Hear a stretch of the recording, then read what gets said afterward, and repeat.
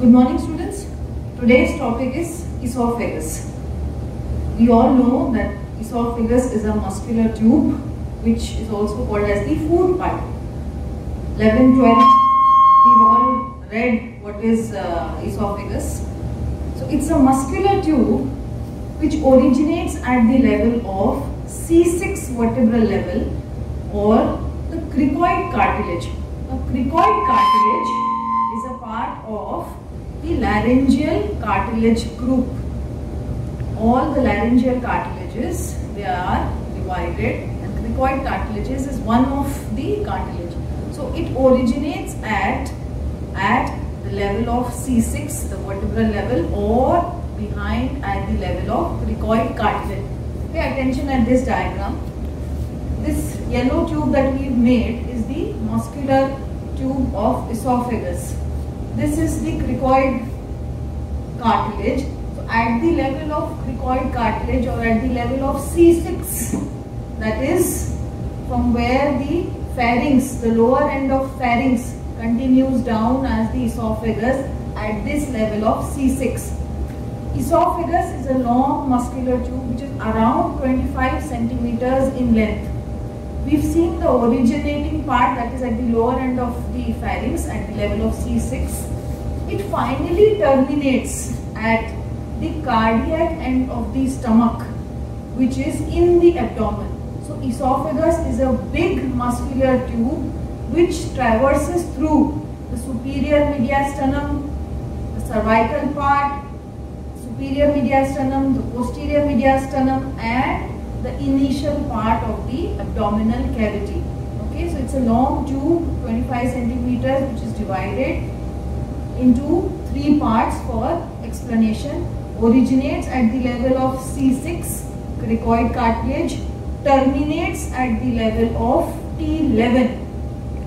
It terminates at the level of T11 as soon as it pierces the diaphragm at the level of T10. So the esophagus pierces the diaphragm at the level of T10, and as soon as it pierces, after around 1 to 2 centimeters of its distance, it enters into the stomach at the cardiac end of the stomach. Okay, so at the level of T11, the esophagus enters into the stomach. The total length of esophagus is 25 centimeters. We divide it under three headings for our explanatory part so that we understand the esophagus in a better term. It is divided into a cervical part, a thoracic part, and an abdominal part. The cervical part is around 3 to 4 centimeters in length. The thoracic part is around 10 centimeters in length, whereas the abdominal part, as I just said previously, that the abdominal part is very small. At the level of T10, the diaphragm is pierced by the esophagus, and at the level of T11, the esophagus enters into the stomach. So the abdominal part of the esophagus is a very small part, around 1 to 2 centimeters. We've tried to trace here the esophagus again. This is in a sagittal section that we've tried to show you, that posterior to the cricoid cartilage, and this is nothing but the inferior pharyngeal muscle, inferior constrictor. The lower part of the inferior constrictor is cricopharyngeus muscle. So just behind this at the level of C6. So this is the sagittal section in which you can see how the esophagus is maintained. It is just anterior to the vertebral column, and this is the trachea that we have tried to make.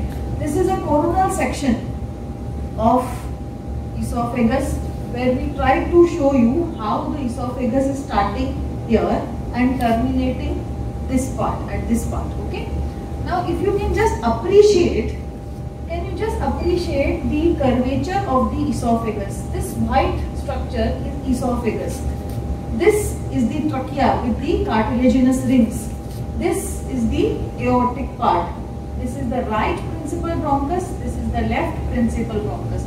This white outline that we have made is that of the fibrous pericardium. Please focus just on this white tube that I have tried to draw. This white tube. Please focus here. Can you see that in the midline, in the start, it is in the midline. then it pushes itself towards the left side. Can you appreciate this? It is waving towards the left side. Then again it is coming in the center in the midline. And again it is taking a curvature onto the left side. Can you appreciate this? At the top in the starting it is in the midline. Then it deviates to the left. Please focus just on this white tube. It deviates onto the left side. Then again it is in the midline. And then again it deviates just before entering into the stomach. This is the diaphragm. This is the stomach. So just before entering into the stomach, it again deviates. Esophagus have got 4 curvatures. 2 curvatures are antero-posterior and 2 curvatures are left, towards the left lateral side. Okay. The antero-posterior, please come this side. The third point that we are discussing here is the curvature. When you write down in your exam, you need to write down under these subheadings. Number 1, what is the esophagus? Number 2, what was the length of the esophagus? Where it started, where it terminated? We've just seen that. The third point is the curvatures of the esophagus. The esophagus, as I just said, has got 4 curvatures. 2 antero-posterior curvatures and 2 left lateral curvatures. The antero-posterior curvatures are the one which corresponds with the curvature of the vertebral column. Please take a note of this. The antero-posterior curvatures are related to vertebral column. For example, if this is the esophagus, this is the vertebral column.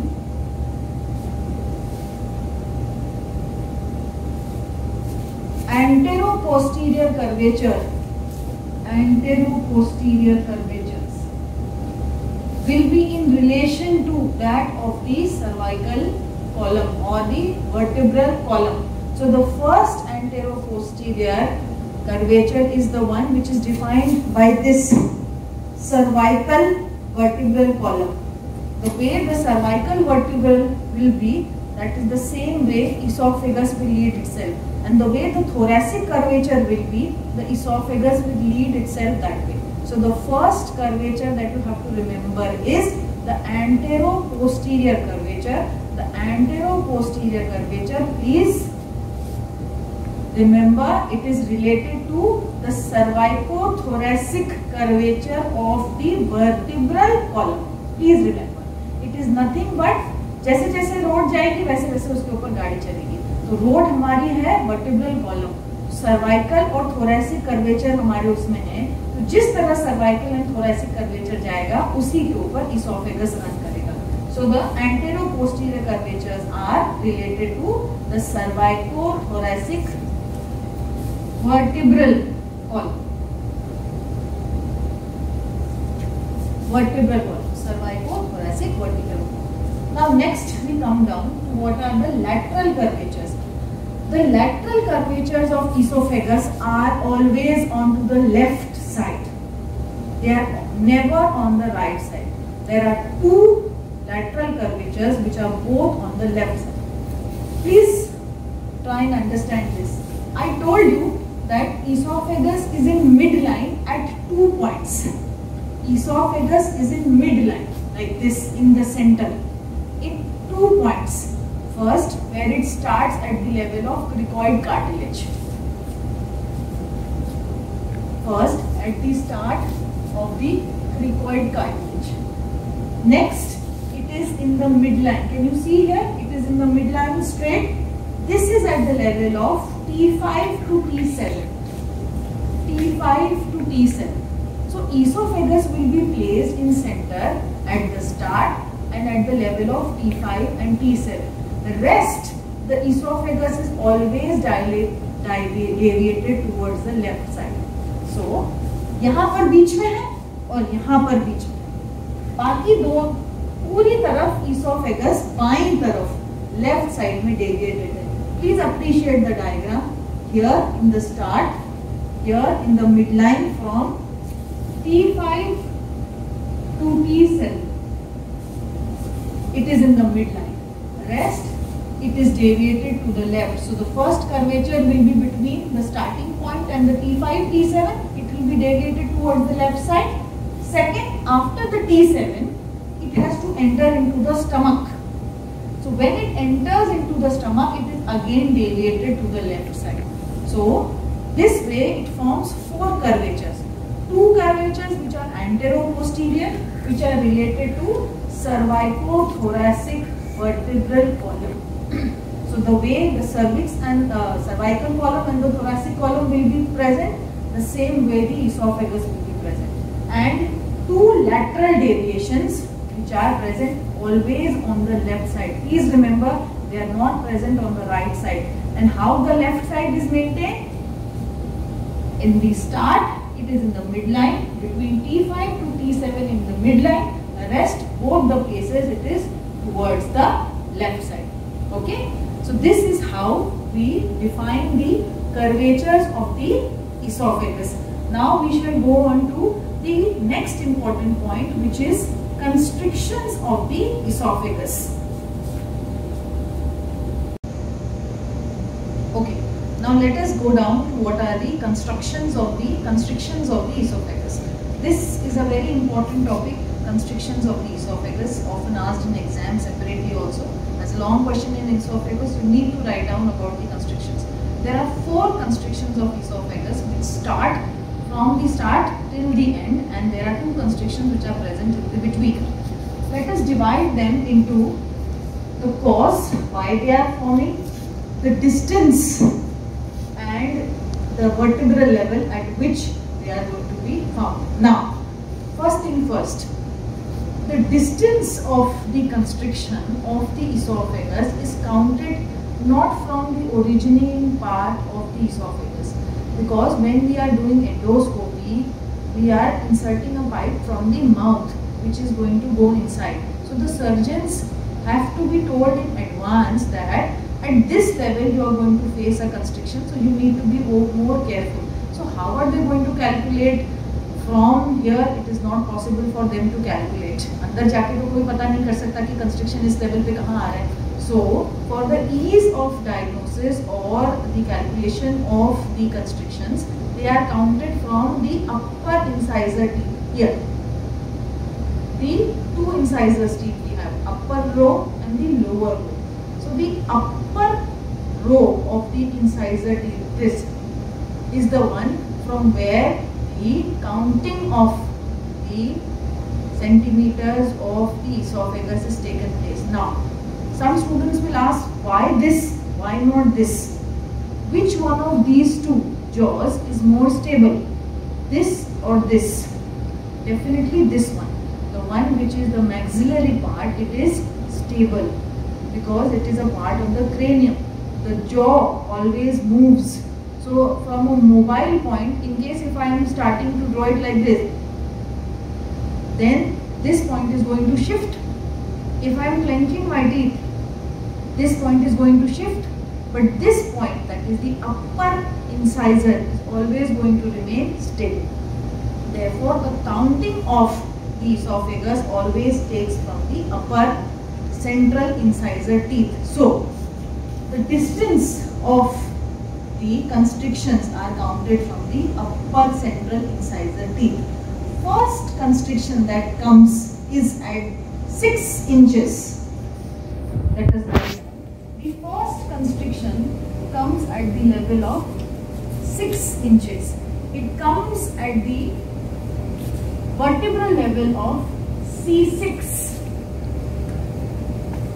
It comes at the vertebral level of C6. So can you see what is here, what is present in this diagram?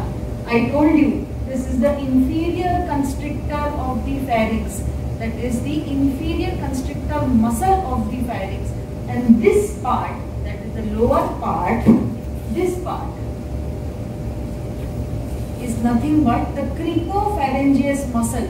So, the first constriction comes at 6 inches from the upper incisor teeth.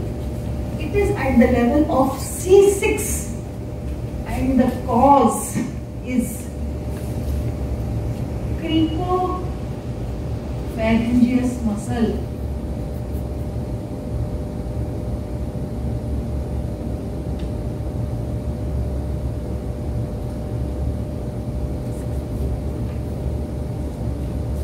this is the first constriction.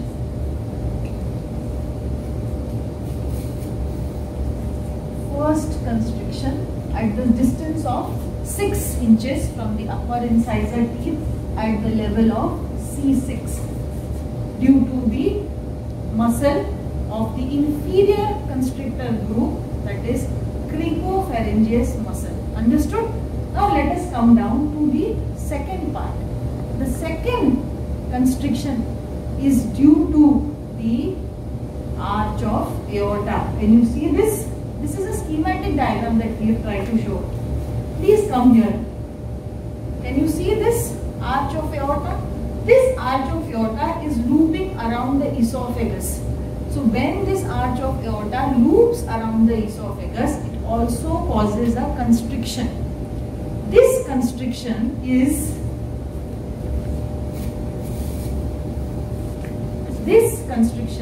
is around 9 inches. Around 9 inches from the upper incisor teeth. When you are going to put an endoscope at around 9 inches, again you have to be careful while inserting the endoscope, because you will again find a small constriction, and that constriction will be because of the arch of aorta. Understood? This will be at the level of T4. The second constriction will be at the vertebral level T4, and the cause will be aortic arch.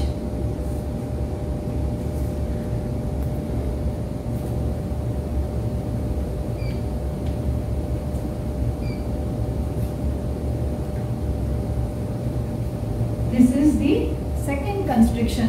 Again, let us quickly revise. Second constriction because of the arch of aorta. It is around 9 inches from the upper incisor teeth. It is at the level of T4 vertebral column, and the cause is aortic arch. Understood? Now let us come down to the third constriction. The third constriction is here. The third constriction is here. Can you see this? This is the left principal bronchus. This is the trachea, which divides into two. A right principal bronchus and a left principal bronchus. You see the right principal bronchus is on to the right side, and I told you that the esophagus is deviated to the left. So it is in more contact with the left principal bronchus. So the third constriction that comes is because of left principal bronchus. It is at around 11 inches from the upper incisor teeth. It is around 11 inches from the upper incisor teeth, and it is at the level of around T5 to T6 vertebral level. See, it is just below the aortic arch. It is just next to the aortic arch. So in case if you forget also, the aortic arch was at T4. So the next would be T5 to T6. In case if you remember this, it is just above. The aortic arch is just before the principal bronchus. So either ways, they are overlapping each other. So they are next to each other. So if you remember this, you can write this. If you remember this, you can write this. Understood? So it is around 9 inches from the upper incisor teeth. It is at the level of T5 to T6, and the cause left principal bronchus. That is this. So we finished with 3 constrictions. Now we come down to the last constriction. This constriction is made by the esophagus when it enters or pierces the diaphragm and enters into abdominal cavity. The esophagus, when it enters into the abdominal cavity by piercing the diaphragm. I told you earlier, the diaphragm is being pierced at the level of T10, and esophagus enters into the stomach at the level of T11. It is a very small segment of esophagus that we have in the abdomen. So The fourth constriction is around 15 inches. Is around 15 inches from the upper incisor teeth, and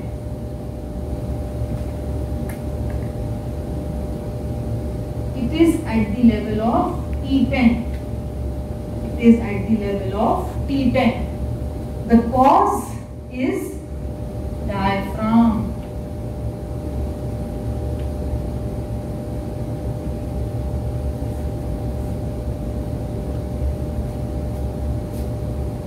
Let us quickly revise the constrictions because this is very important, often asked in exam as a separate question. It can be asked as MCQ also. The various levels can be asked. What is the distance? So 6, 9, 11, 15. 6, 9, 11, 15 inches. Now this inches don't mix it up with the total length of esophagus. Esophagus की length तो यहाँ से शुरू हो रही है और यहाँ तक खत्म हो रही है, 25 इंच की है. We are not concentrating here. We are concentrating from upper incisor teeth. So upper incisor से सबसे पहले cricoid cartilage पे आएगा तो 6 inches. उसके बाद में aortic arch पे 9 inch. उसके बाद में left principal bronchus 11 inch. And by the time it enters into the diaphragm, it is around 15 inches. What are the levels? C6, T4, T5, T6 and T10. What are the causes? Cricopharyngeus muscle, aortic arch, left principal bronchus and diaphragm. An easy way to remember is, if you want to remember, an easy way to remember is A, B, C and D. So the A, B, C, D of constrictions of esophagus: A, aortic arch; B, principal bronchus, so bronchus; C, cricopharyngeus muscle; and D, diaphragm. So the A, B, C, D of constrictors of esophagus, you should have it on the tip of your fingers because it is often asked as a question and MCQ questions. Okay, I hope you understood the constrictions. Next we will go down to the relations of the esophagus.